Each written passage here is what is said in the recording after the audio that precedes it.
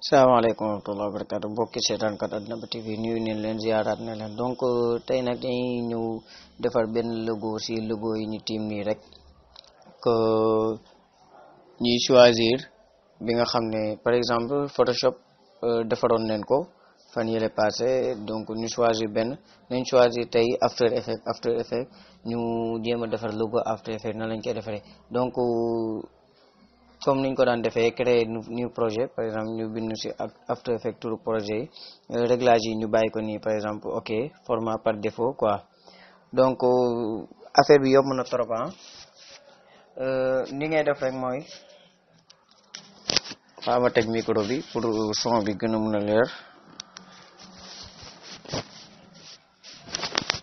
ni ngay def rek mooy da ngay sélectionner rectangle bi par exemple donc cliquer waale shift pour affaire bi tolloo waale longueur bi largeur bi donc créer naa sama rectangle bu njëkk bi donc couleur bi dama koy changer soxla ma couleur bi donc couleur bi ma soxla mooy couleur bi sélectionné naa ko ba pare voilà donc ma cliquer 2 fois ci calque bi rectangle bi nekk ma ñëw ci contour yi contour donc automatiquement contour dafa créer fii mais couleur bi yow pour yow nga mën a créer quoi couleur bi ñu soxla moom la ñuy jël ñun par exemple ñu jël couleur bi nii couleur ban lañ soxla par exemple ñu sàcc couleur bi fii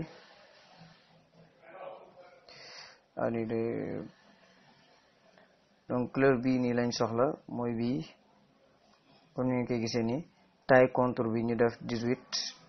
ñu sélectionné fii 18 yeneen réglage yi ñu bàyyi ko donc am nañ contour ñu sélectionné couleur bi ok couleur bi donc code couleur bàyyi nii code couleur bi boo sélectionné couleur bi après nga tëj réglage yi ok donc instant presque yegg si neen si jeexantal vidéo parce que donc li ci des rek moom mooy dafa yomb torop logo bi dafa yomb torop da ngay bind After Effects donc boo ko bindee nga jël texte bi nga placer ko ci digg bi donc texte bi xaar moo leen propriété texte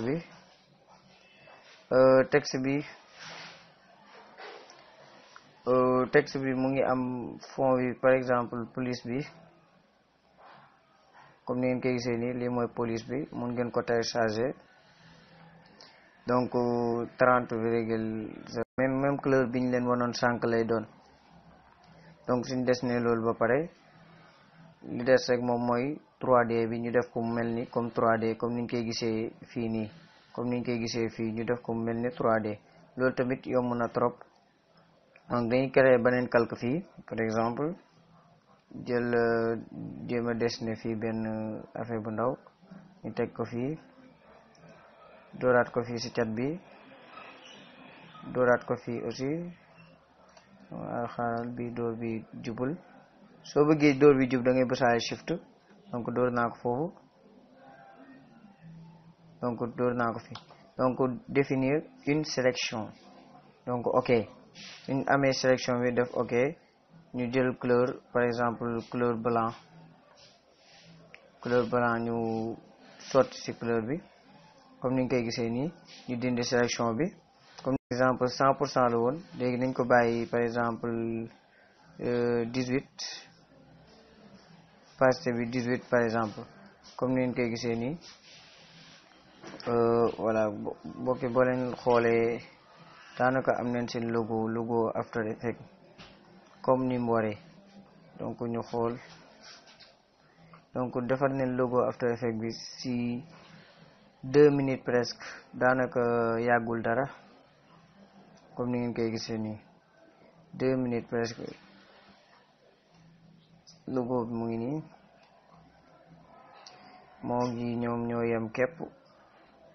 logo After Effects la bu simple bu yomb comme ni ngeen koy gisee nii fii ci icône After Effects bi tamit mbokki bu fekkee jariñu nga ci vidéo bi bàyyi ñu commenter suuf vidéo yi partage vidéo yi wassalaamu aleykum